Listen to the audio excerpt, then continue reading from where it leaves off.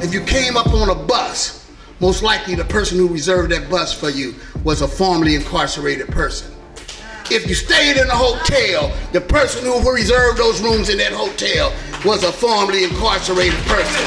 In the event that you got on the airline, the person who booked your ticket was a formerly incarcerated person. My name is Dorsey.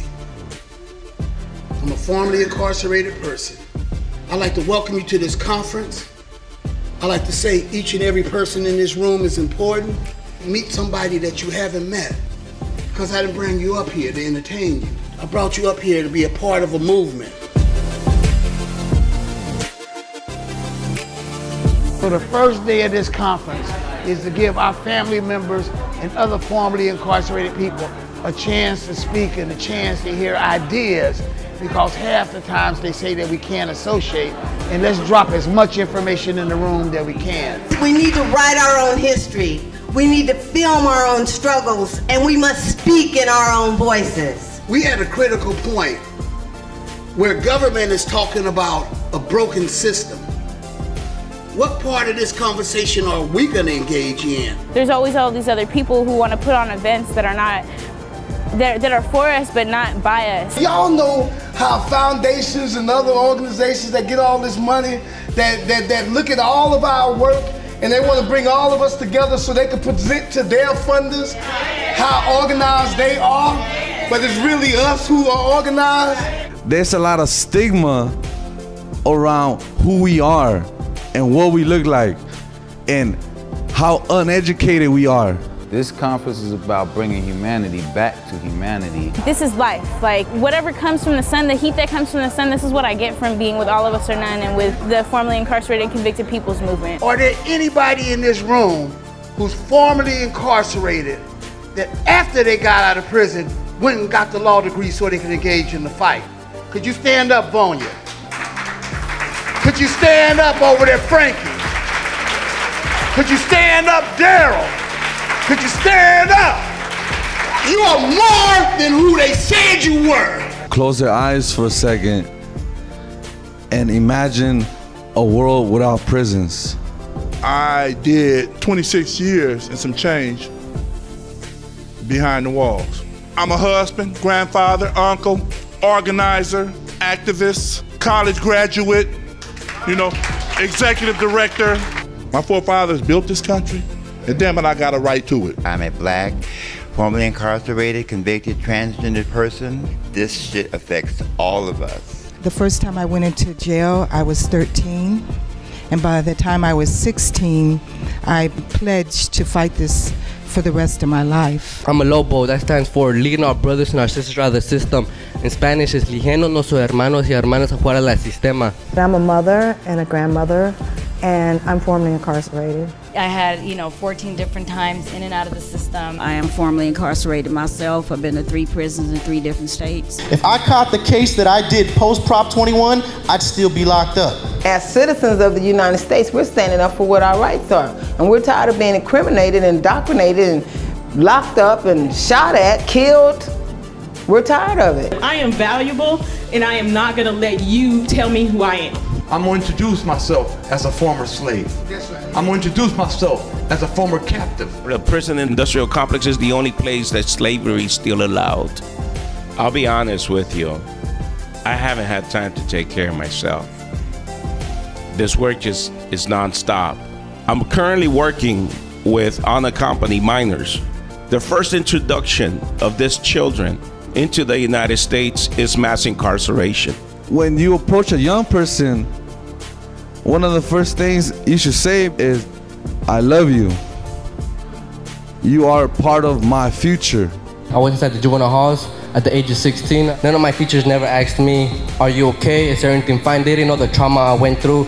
I had a stepfather that would always beat my mother. He would try to beat me. I didn't read my first book until the age of 18, and I'm only 19. I hate jail. I hated jail. But one thing I will tell you is that the people inside those cages are not monsters. I just want to take a moment and ask all of you to join me in really honoring the young people, because they're reopening their wounds in order to teach us. We're asking for 1% from law enforcement agencies, where that 1% will create 50 youth centers, 25,000 youth summer jobs, and 500 intervention workers working full-time. America has a sickness. We got 5% of the world's population, but we incarcerate 25% of the world's prisoners. 60% are black and brown folks. And these are merely symptoms of a deeper sickness called structural racism, white supremacy, and capitalism. So we're gonna have folks from the federal government who thought enough of you to fly out here to hear directly from you.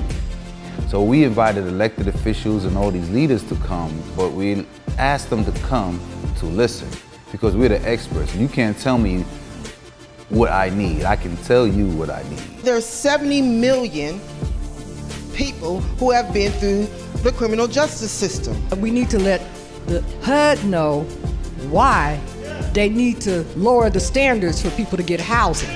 I want you, if you have not yet already, to go and read your carton of eggs. I'm guaranteed that the chickens have the ability to engage in natural behavior. You cannot talk and even imagine having a life sentence and waking up every morning knowing with the thought that you might die in prison. I'm educated, I'm white, I worked over 20 years in admin, have lots of skills, and I can't get a job. How in the heck are we going to expect anybody else to get a job? Most people want you for the presentation, but they don't want you when it's time to hire. I can't get a job as a nurse. So I've had my license for over 20 years. It's been 30 years since my conviction. We do not want our federal government to contract with corporations that do not honor fairness in hiring or ban-the-box policies.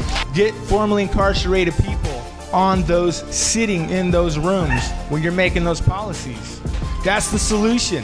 How do we develop a way for the government agencies to tell the difference and to know who can be trusted to be hired and who can be trusted to be foster parents? You won't know how to trust me unless you talk to me. You won't know how to evaluate a family unless you talk to them. What is the same process you go through to have total strangers take care of our children when in those families, a lot of our children is getting beat, raped, and all kinds of things? Ask the kids. Yeah, you bring the kids to the house and see how they feel. This is what we do in our communities to try to bring our communities back to health and wholeness. We take 2 pennies and rub them together. But we're asking you today to enrich that, to enlarge on that, to create some real policies. I got on October the 21st, 1981. I have had no other job other than fighting them full time. And I feel honored because I got comrades who fought harder for free. I taught myself to read to be able to do this. I taught myself law to be able to do this. I taught myself organizing to be able to do this. None of us that's the head of nonprofits that are formerly incarcerated is funded to the degree that we can keep the people that we train. Every time that we train up somebody and we get them in a fight to actually do this stuff, somebody else is able to come along and hire them. So we can't necessarily maintain a consistency.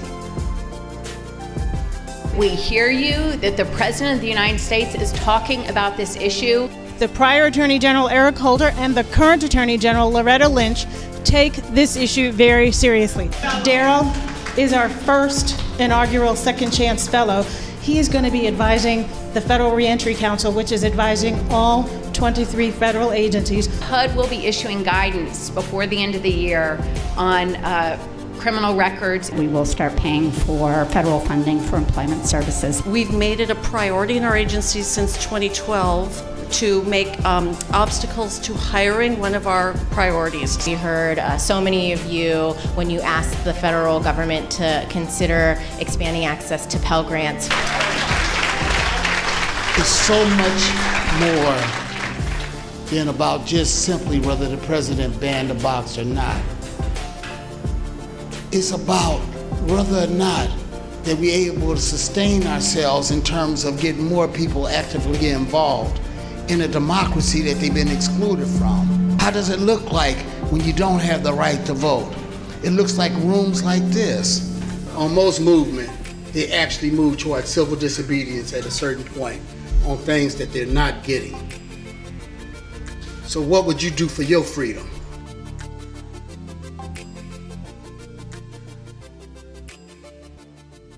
Perhaps those of us that have access to spaces that I don't have access to can be able to share this, even if it means making the space uncomfortable.